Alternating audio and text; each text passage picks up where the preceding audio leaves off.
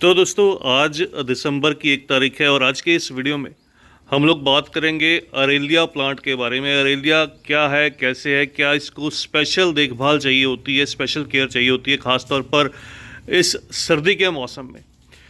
तो सर्दी का मौसम क्या है? सर्दी का मौसम अरेलिया के पौधों के लिए ख़ास तौर पर जो रहता है वो रेस्ट या डोरमेंसी का समय रहता है।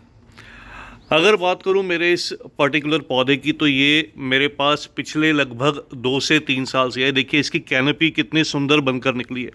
हालांकि अरेलिया का जो ये पौधा रहता है दोस्तों, ये एक सेमी शेड या इंडोर पौधों की लिस्ट में आता है। नर्सरी पर तो खैर इसको इंडोर पौधा कहकर ही बेचा जाता है, लेकिन ये सेमी शेड में बहुत अच्छे से ग्रो करता है। जहाँ पर सुबह की कुछ 3-4 घंटे की धूप आए, सेमी शेड रहे, वहाँ पर ये बहुत अच्छे से ग्रो करता है।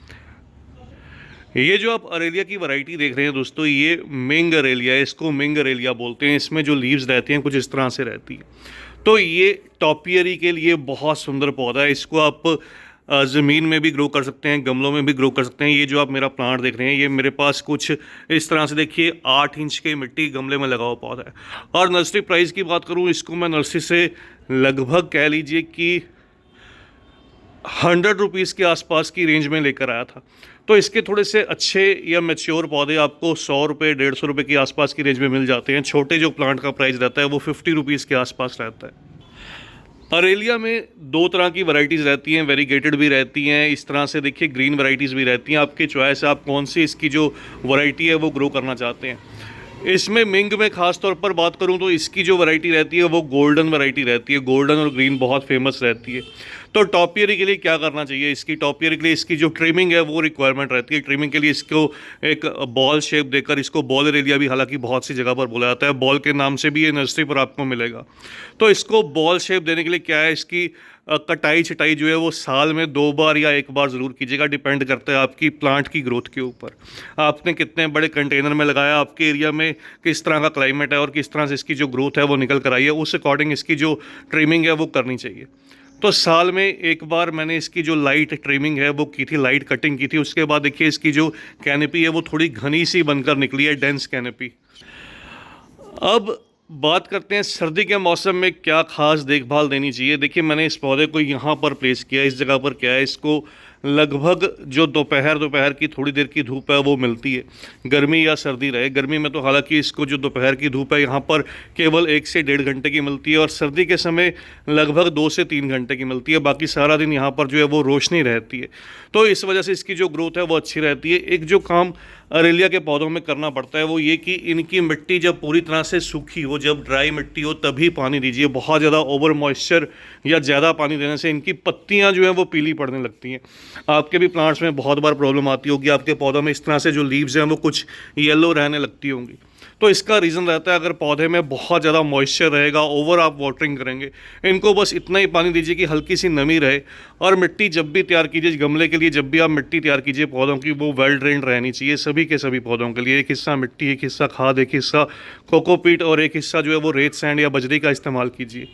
अब सर्दी के मौसम में क्या करना है आपको? सर्दी के मौसम में पहली बात तो आपको वाटरिंग का ख्याल करना है कि पानी कम ही देना है। बिल्कुल ड्राई होने दीजिए इसकी मिट्टी को। आपको हल्की हल्की इसकी जो पत्तियां, जब मिट्टी सूख जाएगी तो झुकी हुई दिखाई देंगी। उस कंडीशन में आने पर सर्दी के मौसम में पानी दीजिए। दूसरा क्या रहता है, जब आप इस पौधे को आउटडोर प्लेस करते हैं तो सर्दी के मौसम में कोहरा पड़ता है।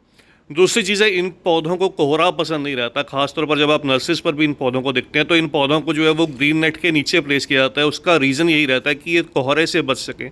तो अगर आपके पौधे कोहरे में रहेंगे, क्या होगा, कोहरा पड़ने से इनकी जो पत्ती हैं वो जलने लगती है, और इसी वजह से कई बार जो पौधे हैं इनकी सारी की सारी पत्तियां जो है वो गिर जाती हैं। फिर पत्तियां गिरने पर ये पौधे डाई बैक करने लगते हैं, ऊपर से जो ब्रांचेज हैं वो सूखने लगती हैं, इनमें फंगस के जो है वो क्रिएट हो जाता है। तो इसलिए जब भी कोहरे का मौसम हो, खासतौर पर दिसंबर मिड के बाद जनवरी का मौसम जो रहता है वो कोहरे का मौसम रहता है। अगर आपके एरिया में कोहरा पड़ता है तो इस पौधे को उस समय पर थोड़ा सा ऊपर की तरफ से जो है वो कवर कर दीजिए। बस दिन की धूप जरूर मिले, लेकिन कोहरे का असर, सीधा असर ना पड़े। और सर्दियों की खासतौर पर जब 1-2 दिन की बारिश रहती है, उस समय पर इस पौधे को बचा कर रखना बहुत ज़रूरी रहता है। इसके अलावा दोस्तों, सर्दी के मौसम में इस पौधे की कोई भी ट्रिमिंग या कटिंग प्रूनिंग नहीं करनी, ना ही इस पौधे की रिपोर्टिंग करनी है। सर्दी के मौसम में इसके नए पौधे भी लाना आप नर्सरी से बिल्कुल अवॉइड कर सकते हैं।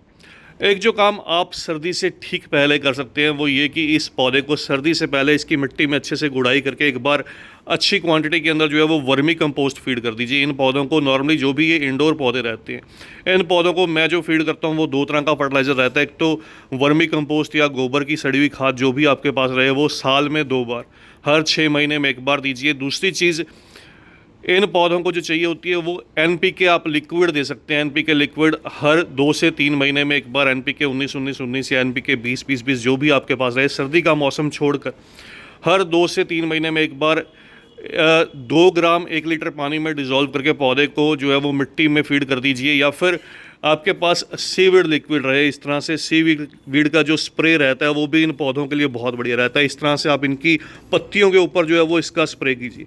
तो ऐसा करने से ये पौधे बिल्कुल हरे भरे रहते हैं, ग्रीनरी को लिए रहते हैं, अच्छे से ग्रो करते हैं और तेज़ी से ग्रो करते हैं। जिन मेरे दोस्तों की शिकायत रहती है कि हमारे पौधे तेज़ी से नहीं बढ़ते, तो वो ये काम करके देखिएगा। इसके अलावा अगर आप ज़्यादा पानी दे रहे हैं पौधे को, आपका पौधे की जो ग्रोथ है वो स्लो है, पत्तियाँ गिर रही हैं, तो उस कंडीशन में 1 ग्राम फंगीसाइड या 2 ग्राम फंगीसाइड, साफ का फंगीसाइड इजीली जो है वो सीड शॉप पर मिल जाता है। उसको लेकर आप 1 लीटर पानी में अच्छे से डिज़ोल्व करके पौधे की जब मिट्टी सूखी हुई दिखाई दे उस समय पर पौधे की मिट्टी के अंदर, जड़ों के अंदर उसको डाल दीजिए। तो उससे आपका पौधा बिल्कुल सेफ रहेगा, स्वस्थ रहेगा, अच्छे से ग्रो करता रहेगा।